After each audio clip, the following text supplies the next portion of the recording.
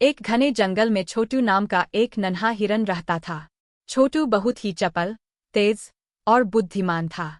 उसकी माँ हमेशा उसे सिखाती थी कि जंगल में सुरक्षित रहना कितना जरूरी है, क्योंकि वहाँ बहुत से शिकारी होते हैं। छोटू ने अपनी माँ की बातों को हमेशा ध्यान में रखा और वह हमेशा सतर्क रहता था। एक दिन छोटू हिरन जंगल में अकेला घास चर रहा था। वह बहुत खुश था और इधर-उधर कूद फांद रहा था। लेकिन उसे इस बात का अंदाजा नहीं था कि एक शिकारी बाघ उसे दूर से देख रहा है। बाघ बहुत ही चालाक था और उसने छोटू को अपना शिकार बनाने की योजना बना ली थी। बाघ धीरे धीरे छोटू के पास आने लगा, लेकिन छोटू ने भी अपनी माँ की सिखाई हुई बातों को नहीं भुलाया था।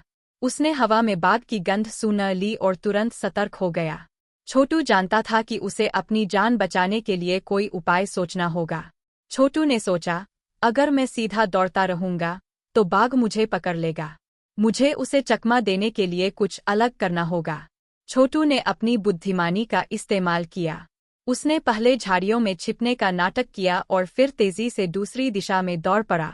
बाघ यह सोचकर झाड़ियों की ओर भागा कि छोटू वहीं छिपा होगा, लेकिन जब उसने देखा कि छोटू वहां नहीं है तो वह चौंक गया।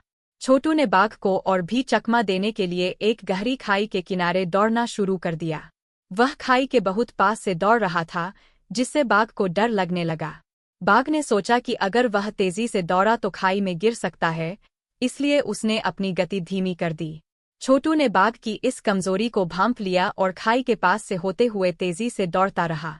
बाघ ने कुछ देर बाद देखा कि छोटू काफी दूर निकल चुका है और उसे पकड़ पाना अब संभव नहीं है। बाघ ने हार मान ली और वापस चला गया।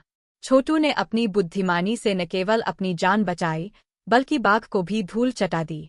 वह घर लौटकर अपनी माँ के पास पहुंचा और सारी घटना सुनाई। उसकी माँ ने उसे गले लगाते हुए कहा, तुमने बहुत समझदारी और बहादुरी दिखाई, छोटू। मैं तुम पर गर्व करती हूँ। इस कहानी से हमें यह सीखने को मिलता है कि कठिन परिस्थितियों में घबराने के बजाय हमें धैर्य और बुद्धिमानी से काम लेना चाहिए। छोटू हिरन की तरह हमें भी अपने दिमाग का इस्तेमाल करके मुश्किलों का सामना करना चाहिए और सही समय पर सही निर्णय लेना चाहिए।